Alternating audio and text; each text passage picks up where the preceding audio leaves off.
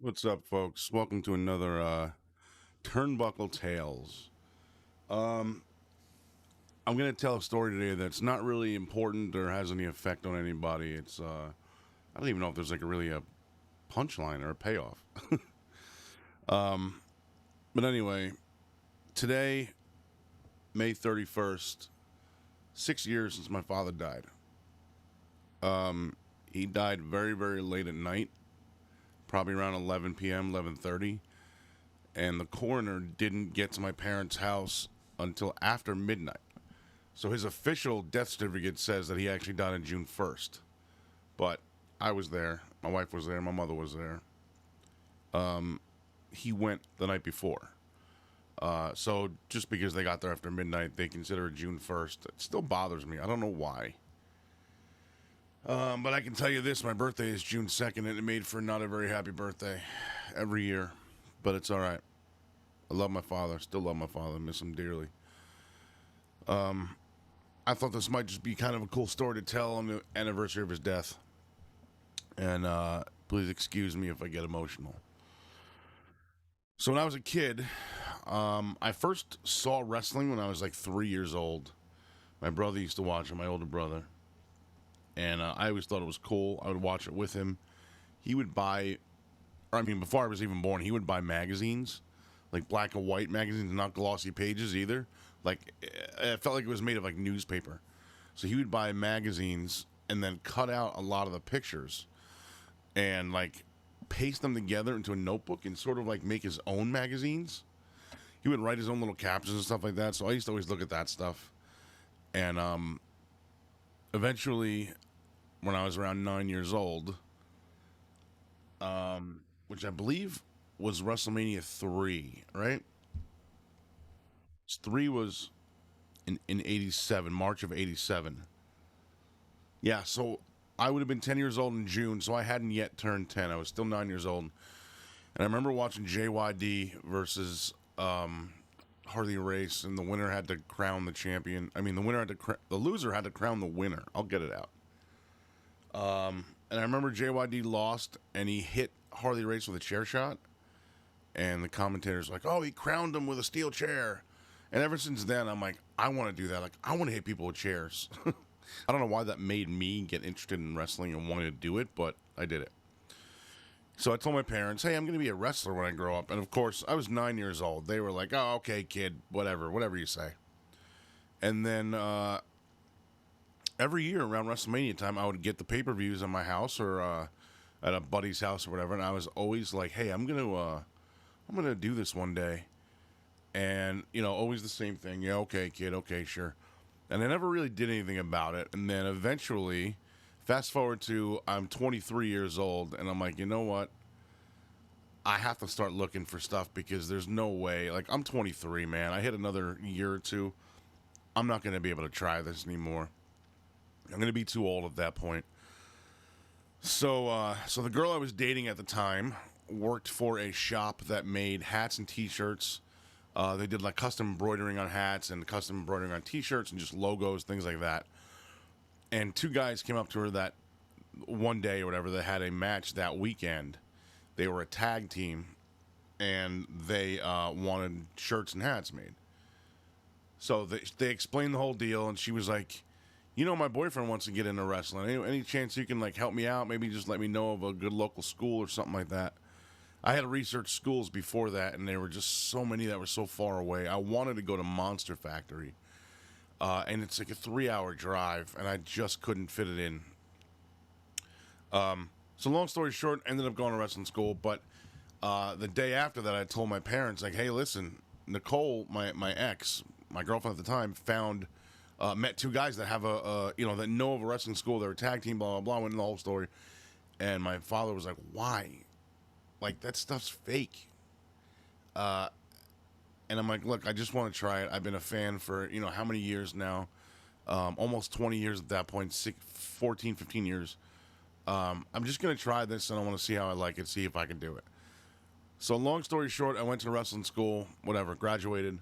And my father would always ask me, like, "Why do you do this to yourself?" And you come home with bruises, like, all over my arms and, you know, my head cut up and bruises on my back and stuff, my chest, chops. I would come home Saturday after sleeping over after a Friday night show, and I'd have a handprint still on my chest. Thanks, Mark James. But he would always kind of give me shit about it, and he would didn't want to come to any of my shows. I mean, I didn't do a lot of local stuff. The most local shows I did from where I grew up in Emerson, New Jersey, was Garfield. So my mother came to one or two of those. She always had fun. What's the word? It's the environment. There's your surroundings. It just everyone yelling and cheering and booing and whatever. It just makes it so much more fun. So he was still like, "Nah, I'm not gonna go to watch any of that shit." Blah blah blah. And then I did a show. I got booked for a show at my high school, the high school I graduated from, which was walking distance from our house. So I'm like, "Dad, you got to go to this. It's less than a quarter mile from. If we go to the end of our driveway, and you look down the street, you could see the school." So I'm like, "Look, man, it's right there. You can see the school from the house." All right. I'll come. So finally, he agrees to go, and he says, "But do one thing. If you have to go in the ring and talk, don't tell anybody who I am. Don't point me out or anything like that, because I know this is the first time you're at your own school. So, maybe you want to point out people you know. Don't let anyone know that you're my kid." And I'm like, and a light bulb went off my head. I'm like, "Okay, no problem." So we get there. I'm the first match. It was myself against Dan the Man and Robbie E's student, Robert Stone now, his student. I forget his name now. Man, I'm sorry. That kid was real good too. We had a 3-way match. Promoter Tommy Face told me, "Listen, you're going to win. You're the hometown guy. There's a bunch of teachers out there with their kids in the crowd." And I'm like, "All right, that's great. So can I ask you a favor? Can I cut a promo before the match?" And he was like, "Of course. You graduated from here. Mention that." I'm like, "Okay." So I go out there, I grab the mic, and I said something like, I'm paraphrasing because I don't remember exactly, and I don't think there's video of this anywhere. But I said, "Oh, Dion." His name was Dion or Dante, something like that. And I grabbed the mic and I said, "I just want to thank everyone for being here." This was 2005. So I said, "I graduated from this school 10 years ago, and I loved every teacher I was in class of, and blah, blah, blah, blah. And by the way, I want to point out 2 people that helped me grow and become who I am today, and they all thought I was talking about a teacher." And I pointed to my parents. I said, "My parents, right in the front row, Mr. and Mrs. Image, JoeyImage Sr., and my mother." And my father gets this look at his face. He covers his face, like, "Oh, Jesus, I told the kid not to say anything." And he stood up, and when he was still able to walk without a cane, he stood up. My mother stood up. They waved to everybody. It was cool. Anyway, short story long. Did the match. I won. Blah blah blah. Went out and hugged them afterwards, and then I went home that night because I stayed to break down the ring and blah blah blah, clean up. I went home that night, and my father was like, "Hey, when's your next show around here?" And I'm like, "What do you mean?"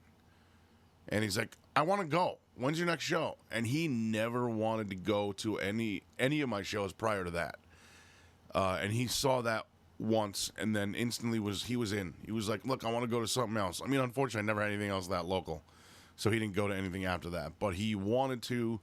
The love was there, the intent was there. I absolutely appreciated it, and I never thought I would hear my father say, "Yo, when are you wrestling again?" So I can go. Because I was in Pennsylvania every weekend. It was a 3-4 hour drive sometimes. North Carolina was 11, 12-hour drives. I mean, I was never, Boston. I would go up, never worked for Chaotic, but I would go up and see their shows. 4.5 hour drive. So I never thought that he would be like, "Oh yeah, I'm going to go to one of your shows." So, so I came home and he was like, "Hey, when's your next local event? I want to go." I was like, "What, did you have fun?"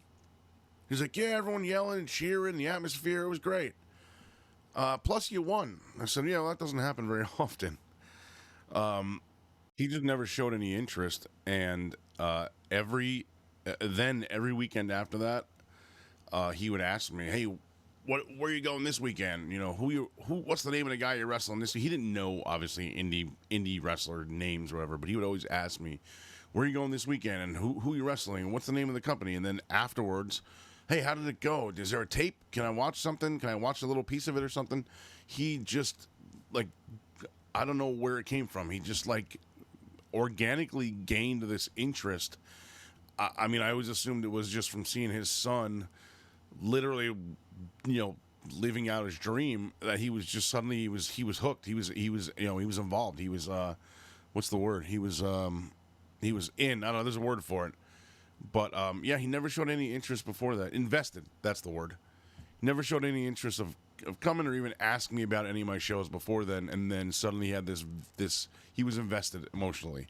And that always meant the world to me. Anyway, so no real, I don't know what you call it, punchline or payoff to the story. Just that my father going that one time made him want to come again, and that really kind of touched me. And I thought that would be a cool story for, oh, man, sorry. I thought that would be a cool story to tell for the 6th anniversary of his death. He died on May 31st, 2018. I miss you, Dad. I love you so much. And thank you all for watching. I appreciate you guys watching and subscribing. Thank you so much.